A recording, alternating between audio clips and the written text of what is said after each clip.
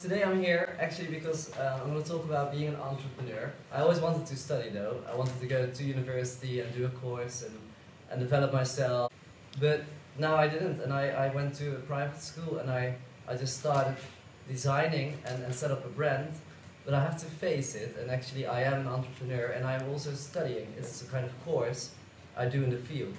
So instead of going to school and I learn with books, exams, and get a theory given to me, I need to find it and I need to develop a network of people around me that I can help and I can work with them, and eventually there should come a fashion brand.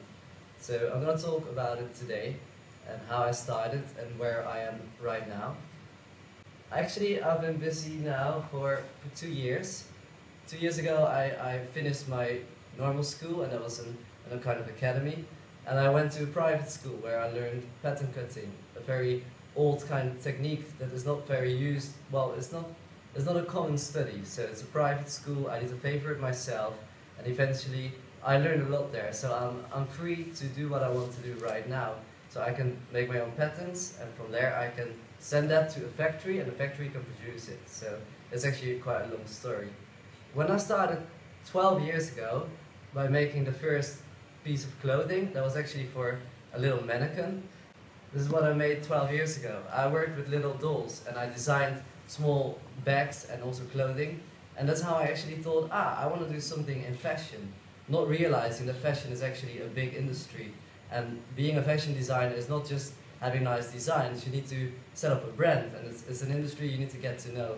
According to me, after doing some research for 2 years, I think fashion died already in 1947. And I say that because up till that time, fashion designers created a new fashion.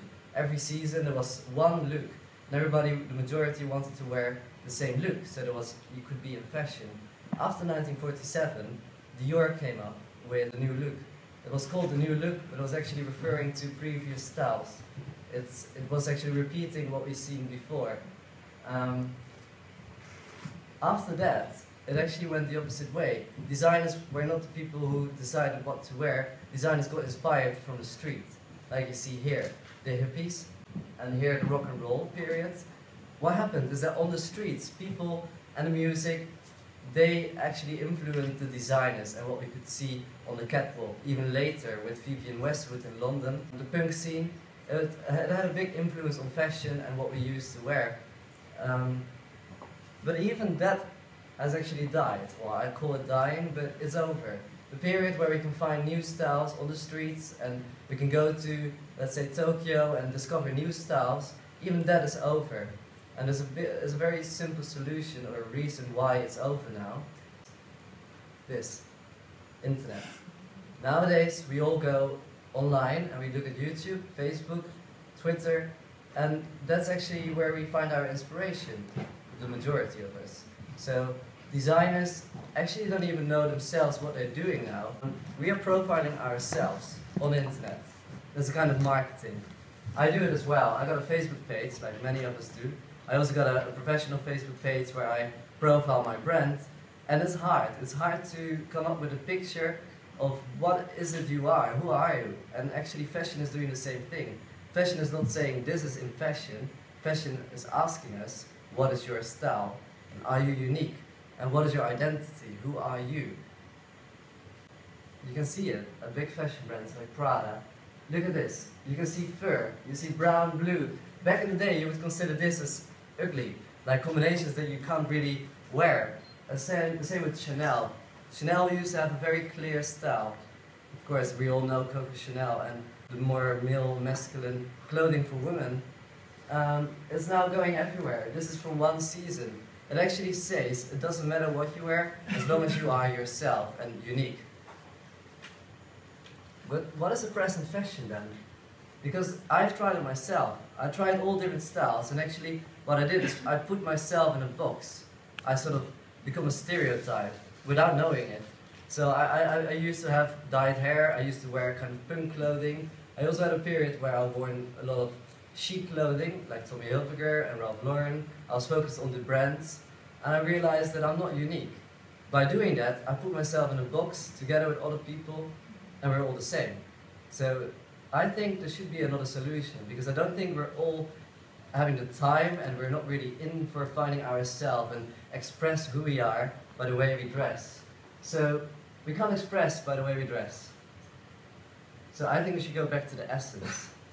What I mean by that is go back to the essential reason. Why do we wear clothes?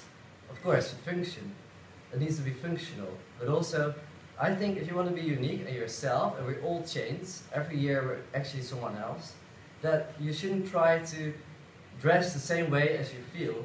We should have clothing that is actually emphasizing who we already are. So it doesn't add another person to us, it just emphasizes what we are.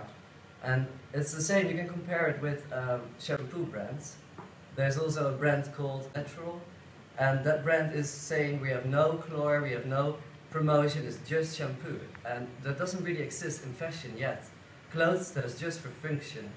And that's what I try to come up with. I try to create a brand which is just for function. And what I mean by that is that it should be functional for the seasons. I'm a pattern cutter. I studied 2.5 years women patterns, and actually there are so many varieties in the technique of how to make a pattern. It's actually endless. Most of them is not used anymore. Then I did a course for 8 months for the men's pattern cutting, and after 8 months I was finished. Why? Because we got a suit. And the suit is always the same. It has the same labels and the same color. And I thought, hold on, I know a lot more techniques from the women's fashion. Why don't I use those techniques for the men's fashion? Doesn't mean I make it more feminine, I'm just making it wider. I mean, this is what I made myself. This is underwear. And this is actually very basic and primitive. What I use is your skin color. You don't add something, it's just simple. This is one of my latest campaigns. If you look at this picture, according to me, you see two interesting people. And you think, wow, they have quite strong identities.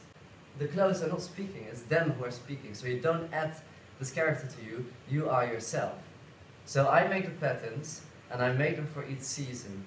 So when I make it for the winter season, I use techniques like this coat here. So you can close your coat, and you don't need a scarf, and you don't need gloves and all of that. It's just simple. The same with the next picture. You can see there are no seams between the shoulder and the sleeve.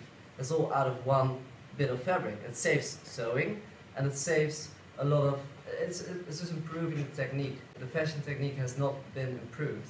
We haven't innovated our technique. We're still producing in Bangladesh.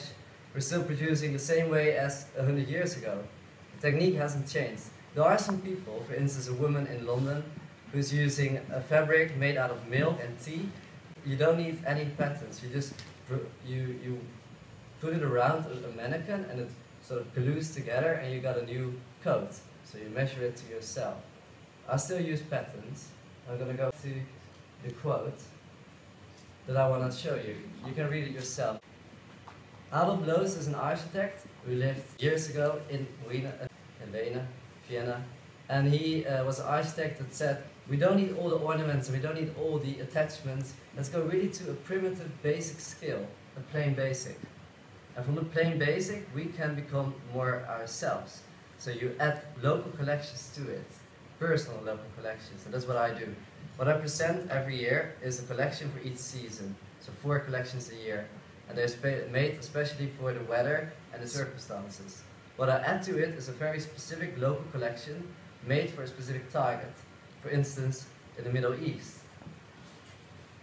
This is a collection for Middle Eastern women, like Beirut, Abu Dhabi, women that are quite modern, but still like their own traditions, because there are a lot of traditions. I'm not saying that we should get rid of all the traditions out there. We should embrace them, but we should add it and make it unique. If I now travel to America, and I go and shop in a shop there, I'll find exactly the same clothes there as I do in Europe, or as I do in Russia. They all sell the same clothes. This is a collection for West African people, and actually I made it broader because what I'm doing is I use wax print. Wax print is a very African fabric, and even today there are no brands using this fabric that you can buy in a store. So the way it works is you go to a boutique, and what they sell in the boutique is just the fabric, the wax print. So you buy it per meter or per feet. So you have to make it yourself.